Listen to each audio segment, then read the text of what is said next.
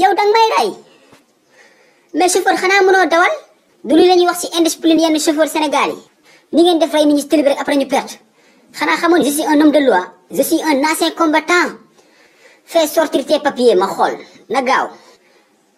permis de conduite carte grise visite technique tout bul baye dara gënal ba gën usine bi defar auto bi na gaaw mais góor gi eh nopil tu n'as rien à dire ak sa bobu ngand bi wor na ma ni chauffeur clando nga mais monsieur l'agent au moins nga may ma xana ma présenter hey tejel ma sa lamagne amo lo wax infraction 14e degré nga def da ngay fay 25000 francs wala ma yobbu auto bi fourrière ba paré tej le 2 ans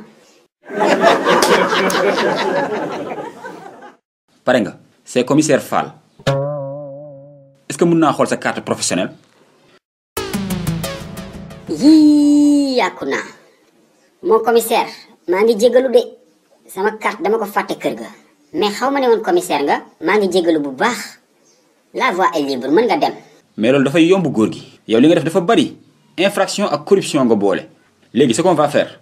dougal ci auto bi ñu dem commissariat on va régler le problème là-bas non monsieur le commissaire commissariat mom duma fa dem brigadier yi dañoo soxor yow tamit mon commissaire yërem ma yow tamit li fi bess dañoo am courant pitié way commissaire Fall Fall njaga yaram Fall bu yalla falé